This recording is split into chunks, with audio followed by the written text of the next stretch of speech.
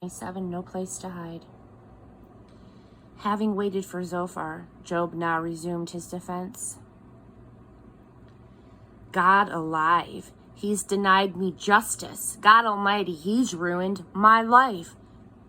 But for as long as I draw breath and for as long as God breathes life into me, I refuse to say one word that isn't true. I refuse to confess to any charge that's false. There is no way I'll ever agree to your accusations. I'll not deny my integrity, even if it costs me my life. I'm holding fast to my integrity and not loosening my grip, and believe me, I'll never regret it. Let my enemy be exposed as wicked. Let my adversary be proven guilty. What hope do people without God have when life is cut short, when God puts an end to life? Do you think God will listen to their cry for help when disaster hits? What interest have they ever shown in the Almighty? Have they ever been known to pray before?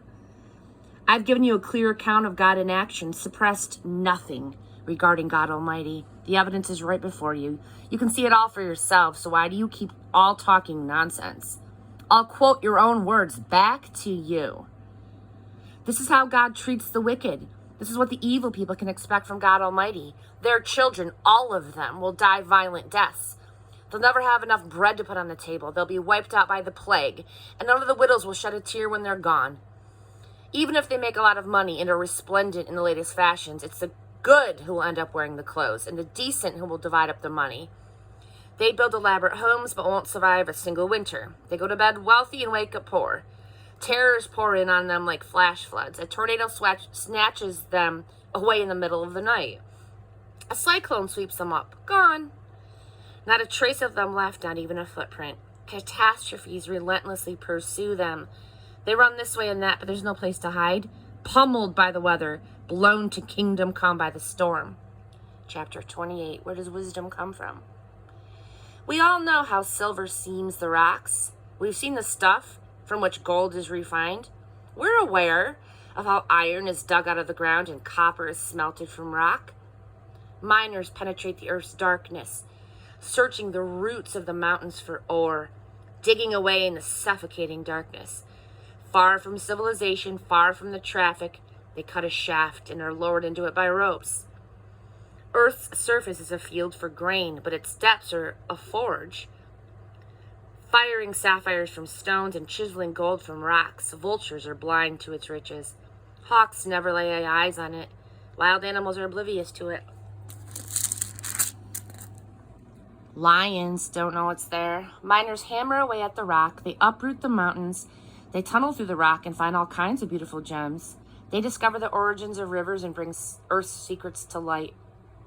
But where, oh where, will they find wisdom? Where does insight hide? Mortals don't have a clue. They haven't the slightest idea where to look. Earth's depths say it's not here. Ocean's deeps echo. Never heard of it. It can't be bought with the finest gold. No amount of silver can get it. Even famous Ophir gold can't buy it. Not even diamonds and sapphires. Neither gold nor emeralds are comparable. Extravagant jewelry cannot touch it. Pearl necklaces and ruby bracelets, why bother? None of this is even a down payment on wisdom. Pile gold and African diamonds as high as you will. They cannot hold a candle to wisdom. So where does all this wisdom come from? And where does insight live? It cannot be found by looking, no matter how deep you dig, no matter how high you fly. If you search the graveyard and question the dead, they'll say, we've only heard rumors of it. God alone knows the way to wisdom. He knows the exact place to find it. He knows where everything is on earth. He sees everything under heaven. After he commanded the winds to blow and measured out the waters and arranged for the rain and set off explosions of thunder and lightning, he focused on wisdom. He made sure it was all set and tested and ready, and then he addressed the human race. Here it is. Fear of the Lord, that's wisdom. And insight means shunning evil.